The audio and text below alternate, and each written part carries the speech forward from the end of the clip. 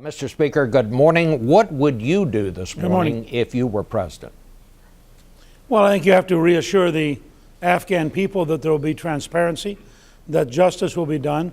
We're the opposite from Al-Qaeda and the Taliban. They kill civilians deliberately.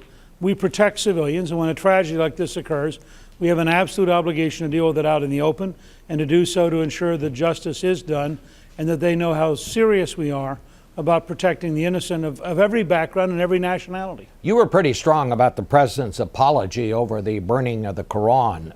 Well, what can he say now? What should he say now? Well, look, this is a totally different situation. With the burning of the Quran, they were killing young Americans. And no American president should apologize to people who are in the process of killing young Americans. This is a different situation. We obviously want to offer condolences to the families. I think we want to offer compensation. We want to recognize this is a terrible event. And as I said, we are in the business worldwide of protecting the innocent. Our enemies, the terrorists, are in the business worldwide of killing the innocent. And we need to make very clear that moral distinction, and then we have to live up to that distinction. Is it time for us to leave Afghanistan, Mr. Speaker? I think it is. I think that we have to reassess the entire region.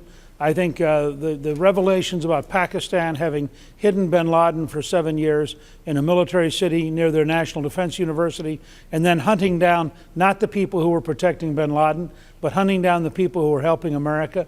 I think the Muslim Brotherhood in Egypt, when you look around the region, this is going to get much worse. It's why I've called for an American energy policy. We need to decide that we're going to produce our own oil, and we're going to, frankly, be capable of surviving without having to define or dominate the region, because I don't think we have the willpower or the capacity to do the things you'd have to do to fundamentally change the region. You say it is time to leave. Do you mean just let's leave? Let's start leaving right now, not I think we need to around. reconsider the whole. I think we need to reconsider the whole region. We need to understand that our being in the middle of countries like Afghanistan is probably counterproductive.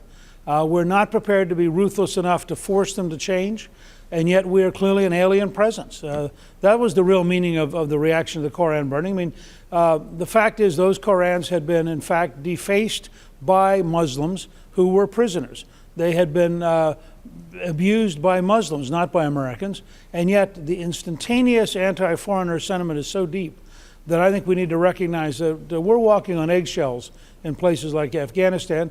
And after $20 billion in the last decade, it's pretty hard to argue that the Pakistanis are seriously our allies when they hide bin Laden for 7 years.